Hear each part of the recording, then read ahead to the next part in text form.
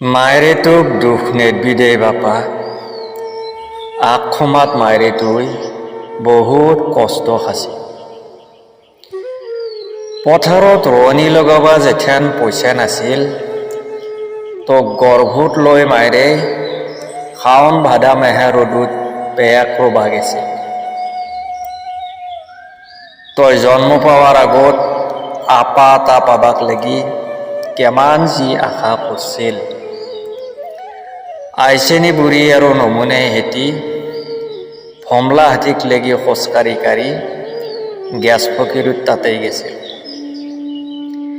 মায়েৰেৰ গৰ্ভত তোৰ 6 মাহ হওঁতে বগলীয়া বাবাৰ মাজাৰত যাই ৰঙা চিন্নি দিছিল। আপা এটা পাবাক লাগিয়ে খোজেনে এটা আলি কোনো দিনেই খালী হাতে নিফিৰিছিল। তই জন্ম পাবাৰ দিনে মানুহটোৰ মুখখান কিবা চাবাই ভাল লগা হৈছিল। পৃথিৱীখানৰ সমাজটো সুখ মায়েৰে সিদিনাই পাৱা হান পাছিল। আপা এটা পাৱাৰ আনন্দত 3 দিনৰ দিনে ডাঙৰ আপীৰ হাতনাই গাঁৱত তিৰিমখাক মাতি বিস্কুট চাহ হৈছিল।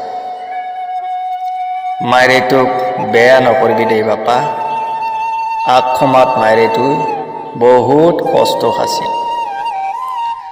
তোৰ লগত মায়েৰে তুই কেমান যি টোপনি উজেগেৰে কৰিছিল। মহৰ দিনত তোক মহে কামুৰিব বুলি আধা ৰাতি উঠি উঠি ছাতি জ্বলাই মহৰীৰ তলত মহ মাৰি আছিল। তই যেথেন বিচনাত মুতছিলি, তোক ভাল জাগাখিনিত থৈ মায়েৰে তোৰ মূৰটোৰ ওপৰতেই ৰাতিটো পহাৰ কৰিছিল।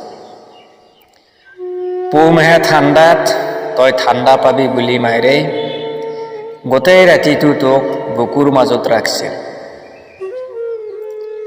আগবাৰ যেথেন তোৰ জ্বৰ বসন্ত হৈছিল, 3 দিন 3 ৰাতি মায়েৰেৰ ভাত চাহ ভিতৰেই নাযোৱা হৈছিল। নামন গাটো গৰম হলিয়া তোৰ মায়েৰে জনাবত তাপাই তাবি জানি দিছিল। মানুহৰ নজাৰ লাগব বুলি ৰাহিমাত তাপাই কেমান যি মুখচৰৰ পানী আনছিল। আকালৰ দিনতো তহাতক পেট ভৰে খুৱাই কত দীঘল দীঘল ৰাতি মায়েৰে লঘানেই পাৰ কৰিছিল। তই সৰু থাকাওঁতে মায়েৰে নিজেই নাখাই ভালৰ ভালখিনি তোক লেগি থৈছিল। কাষৰ মানুহে ভকা পিঠা অলপ খাবা দিলেও